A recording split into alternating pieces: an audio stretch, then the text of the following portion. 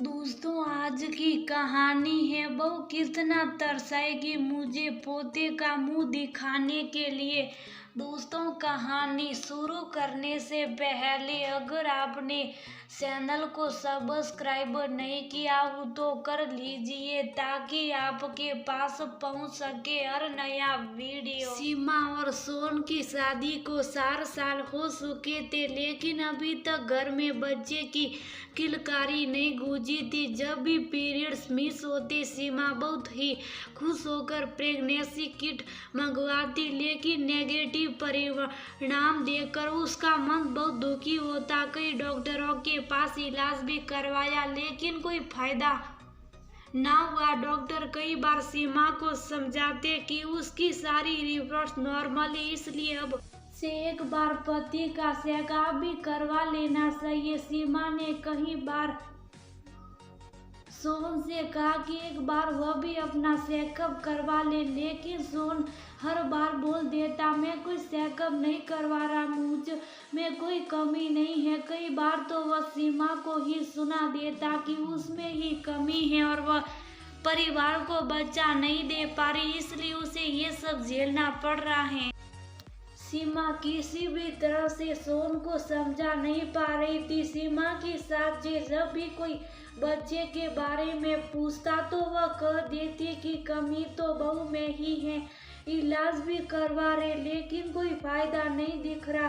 पता नहीं कौन सी मनुष्य घड़ी में इसे बहू बनाकर ले आई, लगता है ये हमारा वंश ही खत्म कर देगी। आस पड़ोस के लोग और सभी रिश्तेदारों को भी यही लगता था कि कमी सीमा में ही है। यहाँ तक कि लोगों ने उसे किसी शुभ कार्य में बुलाना भी बंद कर दिया था। एक बार पड़ोस में किसी को बेटा हुआ और वह लोग सीमा की सास को न्योता देने आए और ये भी बोल गए कि देखिए निर्मला जी, बुरा मत मानना लेकिन शुभ मौका है तो हम नहीं चाहते कि आपकी बहू आए, इसलिए आप अकेले आ जाना और हो सके तो सोन को ले आना। सीमा ने ये बात सुन ली और उसे बहुत ही बुरा लगा। लोगों की बात से ज्यादा दुख उसे इस बात का था कि घर वाले उसके लिए आवाज नहीं उठाते थे। एक दिन निर्मला जी की बहन आई तो वह भी बच्चों की बाल लेकर बैठ गई और सीमा से बोली, बहू अच्छी जगह से इलाज करवा अपना और कितना तरसाएगी अपनी सास को, इसे भी तो दादी बनने का साफ है।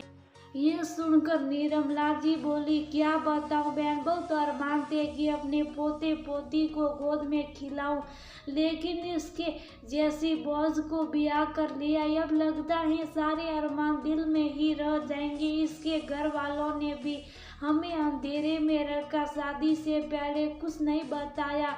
इतना सुनकर सीमा की आंखों में आंसू आ गए और वो बोली, माँ जी, मेरी तो सारी रिपोर्ट्स नॉर्मल आती हैं, फिर मैं किस बात का इलाज करवाऊँ। इलाज की ज़रूरत आपके बेटे को है। इतना कह सीमा अपने कमरे में चली गई। इधर निर्मला जी बोलती रही, तेरी हिम्मत कैसे हुई मेरे बेटे पर इल्जाम लगाने की, वारिस ना दे सकी घर को और जिम्मेवार मेरे बेटे को ठहरा रही है। शाम में सोहन आया तो निर्मला जी ने उसे आते ही सारी बात बता दी। उसे भी सीमा पर बहुत गुस्सा आया। उसने कमरे में जाकर सीमा को खूब खरी खोटी सुनाई। इस बार सीमा से बर्दाश्त ना हुआ, उसने अपना सामान पैक किया और मायके चली गई। इधर सोन भी सीमा की बातों से आता।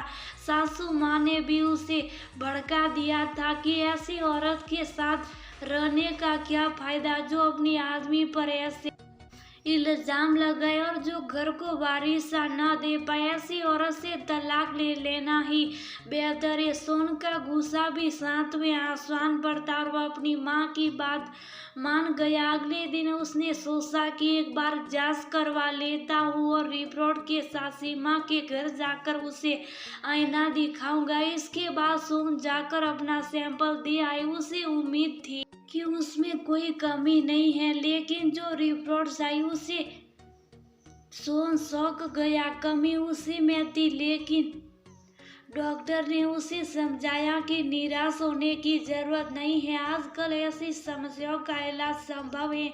घर आकर सोन ने सारी बात अपनी माँ को बताई तो उसने भी बहुत दुख हुआ। अब उन्होंने फैसला किया कि सीमा को मना कर ले आएंगे। दोनों सीमा के घर गए और उससे माफी मांगी।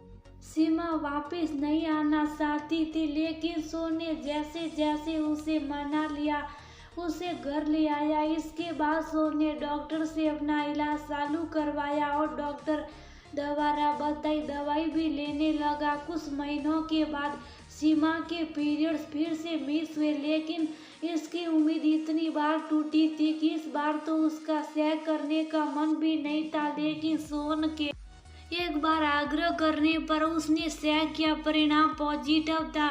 खुशी के मारे सीमा की आंखें छलक गई जब उसने ये बात सोन के बताई तो वह भी बहुत खुश हुआ। 9 महीने बाद सीमा ने प्यारी सी बेटी को जन्म दिया। घर में नन्ही गुड़िया आने से घर की खुशियाँ दोगुनी हो गई।